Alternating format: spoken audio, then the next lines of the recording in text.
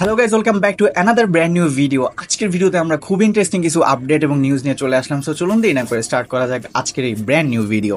আমরা প্রথমে কথা বলবো বাংলাদেশের কথা নিয়ে। অবশ্যই বাংলাদেশের কথা থাকবে এবং আজকে বাংলাদেশ 30-20 খেলবে, যার কারণে তারা অনেক পরিশ্রম করতেছে যুক্তরাষ্ট্রের সাথে জেতার জন্য।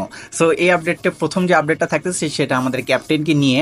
সেটা হচ্ছে যে দ্বিতীয় ম্যাচ হারার পরে, সিরিজ হারার পরে ক্যাপ্টেন শান্তর একটা মন্তব্য আসছে, যেটা 50-50 চান্স। এখন একদম শিওর না যে এই মন্তব্যটা কতটা ভ্যালিড, বাট অনেক জায়গা থেকে আসতেছে এই মন্তব্যটা এমন যে শান্ত বলেছেন যে ইউএসের দলে 6 দেশের প্লেয়ার রয়েছে মোটামুটি। সো 6 দেশের প্লেয়ারের 6 দেশ থেকে ভিন্ন ভিন্ন দোয়া আসে এবং তাদের দোয়া আমাদের দোয়ার থেকে বেশি।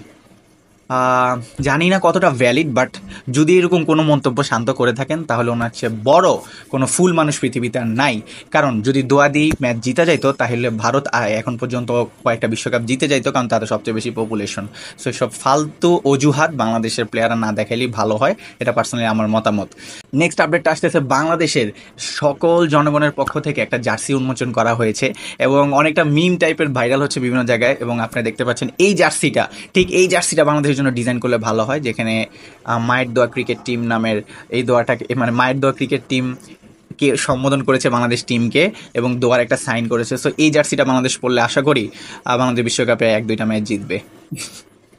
ওকে, নেক্সট আপডেটটা থাকতেছে বাংলাদেশ না, নেক্সট আপডেটটা থাকতেছে, আমরা সবাই জানি আইপিএল চলতেছে এবং আইপিএল থেকে অনেকটা মানে আমাদের কনসেন্ট্রেশন সরে গিয়েছে, কারণ বিশ্বকাপ আসতেছে সামনে। সো আইপিএলে হায়দ্রাবাদ লাস্ট ফাইনালি কোয়ালিফাই করেছে, কোয়ালিফায়ার 2 থেকে রাজস্থান রয়্যালসকে হারিয়ে, এবং ফাইনাল হচ্ছে কেকেআর ভার্সেস হায়দ্রাবাদ। এবং এইবারের দুইটা খুবই নতুন নতুন টিম গিয়েছে, যেটা আমার কাছে পার্সোনালি ভালো লেগেছে। সো দেখা যাক ফাইনালে কে জিতে। নেক্সট আপডেটটা থাকতেছে ফুটবল রিলেটেড। বার্সেলোনার কোচ, বর্তমান কোচ, তিনি কিন্তু বরখাস্ত হয়েছেন এবং জাভি হার্নান্ডেজকে বরখাস্ত করা হয়েছে। বার্সেলোনার টিম ম্যানেজমেন্ট লাপর্তা তাকে বরখাস্ত করে দিয়েছে। সো ফাইনালি হয়ে গেল অনেক কল্পনার পরে। সো জাভির জার্নিটা এতটুকু পর্যন্তই ছিল, অফিসিয়ালভাবে কনফার্ম হয়ে গিয়েছে বিষয়টা।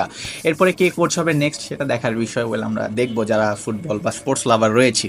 সো গাইজ, ইন লাস্ট শর্টে একটা মেসেজ দিতে চাই, সেটা হচ্ছে যে আপনি চ্যানেলটি এখনো সাবস্ক্রাইব করেননি, তাড়াতাড়ি করে ফেলুন এবং এরকম আপডেটগুলো প্রতিদিন পাওয়ার জন্য চ্যানেলটিকে সাবস্ক্রাইব করতে ভুলবেন না। দেখা হচ্ছে নেক্সট ভিডিওতে। স্টিল দেন, ভালো থাকুন, সুস্থ থাকুন, আমাদের চ্যানেলের সাথেই থাকুন।